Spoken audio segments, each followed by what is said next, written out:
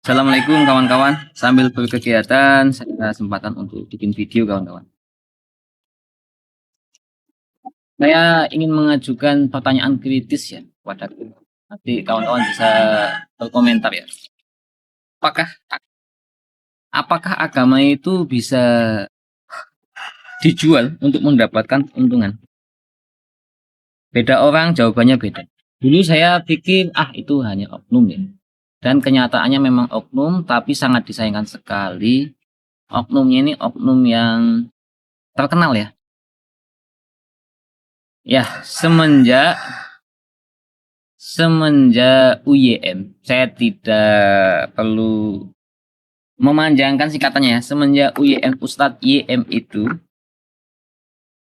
menggelapkan dana jamaah dengan alasan investasi. Kemudian ketidakterbukaan dari seminar-seminar, dari pengajian-pengajian UYM yang sampai ke luar negeri menggalang dana untuk mengajak orang Islam itu bersodakoh ya, bersedekah. Tidak ada kejelasan duit itu dipakai buat apa. Hasil sedekah umat itu dipakai buat apa. Bahkan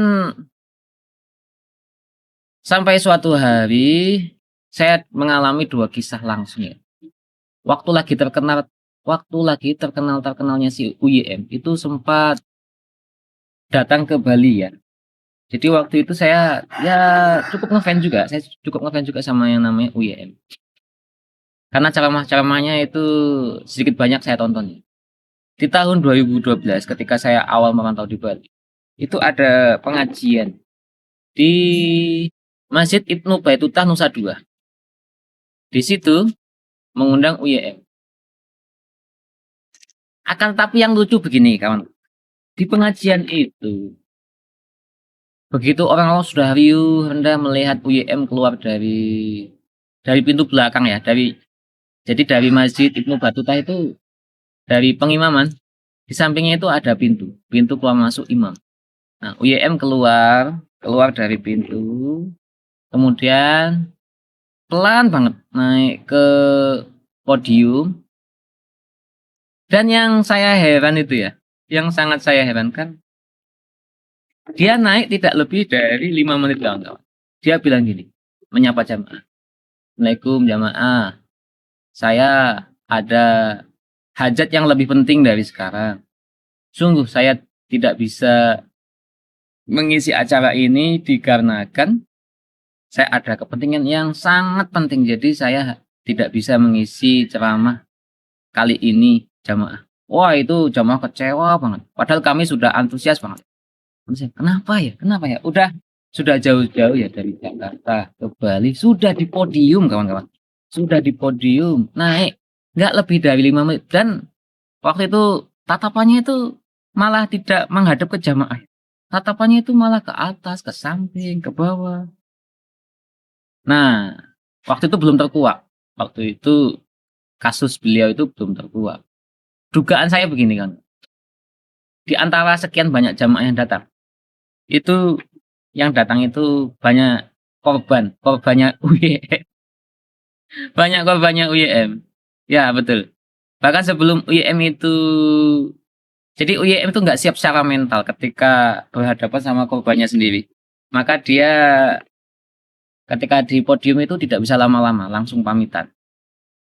Itu dugaan saya. Saya sendiri terjawab itu setelah kasusnya mencuat ya. Oh, makanya kenapa UIM itu tidak jadi ceramah karena itu tadi. Karena bisa jadi di antara jamaahnya itu banyak korbannya UIM yang siap mendamprat, yang siap mencekak ya di podium, siap mempermalukan UIM. Jadi UIM cuman ceramah tidak lebih dari 5 menit. Setelah itu pamitan. Setelah pamitan kami kecewa ya. Digantikan tuh. Lalu ada penggantinya namanya Sherry Degree. Sherry Degree itu cukup terkenal juga, bikin buku juga. Dia itu mu'alaf, mantan tentara Amerika Serikat yang jadi orang Islam kemudian jadi pendakwah dan membongkar rahasia-rahasia medis ya, terutama bagaimana mengobati mata menggunakan senam mata dan juga madu zaitun ya. Dia tidak menyebutkan produk, tapi kebetulan saya memang sudah pakai produknya dan itu cukup membantu ya, cukup membantu untuk mata-mata yang minusnya minus rendah ya, minus 4, minus setengah itu membantu. Dan sekian tahun kemudian saya itu diajakin ngaji sama kawan di Bali untuk ikut jamaah pengajian di Denpasar, kawan-kawan. Di situ ada pendirinya, ada pimpinan dari Majelis Taklim. Itu ketika sudah mulai ceramah, yang saya heran begini, kenapa ya ini tokoh Islam ini, pimpinan Majelis Taklim ini kok malah jelekin UYM ya, malah menjelek-jelekan UYM. Jadi begini, kalau UYM itu datang ke rumah kita, maka ketika dia pulang keluar dari rumah kita, tanpa kita sadari, motor kita berpindah tangan, mobil kita berpindah tangan, uang kita berpindah tangan dari pemiliknya berpindah ke UYM. Itu katanya itu. Itu lama itu bahas tentang UYM itu. Saya mikir kenapa malah menghibah ya? Mengapa Majelis Taklim ini pimpinannya malah menghibah UYM?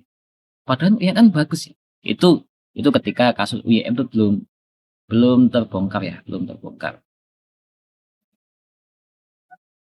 Baru setelah kasusnya mencuat saya baru, oh ternyata yang dikatakan oleh kepala Majelis Taklim yang di Denpasar itu ternyata benar. Ternyata UYM itu menggunakan siasat sodako sedekah itu untuk mengambil uang jamaah dan digunakan untuk kepentingannya dia sendiri.